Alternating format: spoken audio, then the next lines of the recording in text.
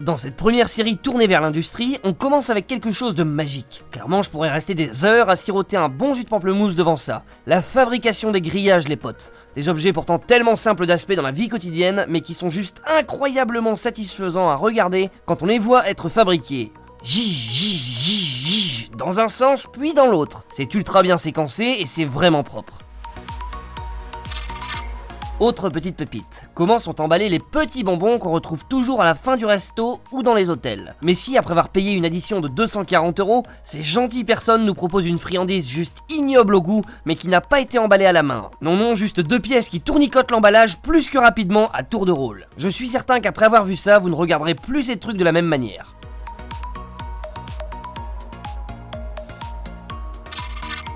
Clac, clac, clac, clac. C'est un peu le boucan que fait cette machine quand elle va enlever ces bonnes vieilles souches bien dures. Clairement, après avoir essayé personnellement à la main, il faut prendre le temps de creuser pendant près d'une semaine si on veut tout enlever. On fait un périmètre de 20 mètres pour être sûr de choper le moindre bout de racine, puis on se déglingue le dos pour enlever ce qui bloque. Y a pas moyen de continuer avec ça, cette machine, vous le voyez, fait du sacré dégât en un minimum de temps.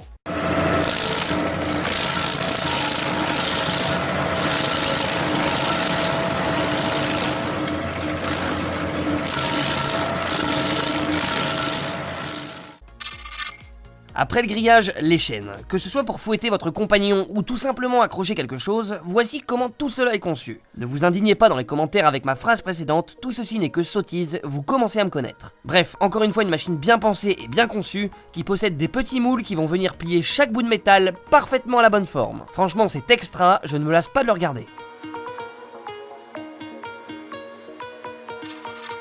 Alors celui-là, je l'ai vu tourner sur les réseaux sociaux cette semaine, je voulais absolument vous le montrer. Pas vraiment d'innovation industrielle ou autre dedans, mais c'est juste incroyable de voir ça tel quel. Ceci est, comme vous le voyez, l'intérieur d'un cylindre où se produit la combustion nécessaire au démarrage de votre bolide, les amis. Ni plus, ni moins. Quand vous conduisez votre bonne vieille carriole usagée ou non, il y a ça qui se passe à chaque fois. C'est bon ça, non ?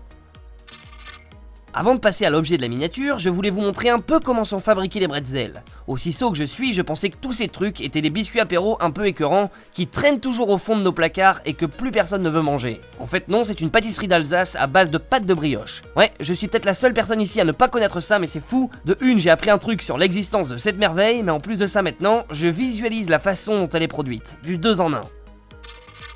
Alors ça, pour être satisfaisant, c'est vraiment ultra satisfaisant. Si vous avez l'esprit mal tourné, vous penserez forcément à autre chose en voyant ça, mais que nenni les amis, cette espèce de pâte qui sort des cylindres de ce moteur sert juste à le nettoyer. En s'immisçant dans ces longs tubes, ils vont venir enlever toutes les petites particules qui de une salissent et encrassent la bécane, et de deux finiraient par tout simplement le détruire. Un process qui est vraiment ouf à regarder et qui fait du bien aux petites mirettes en ces temps difficiles.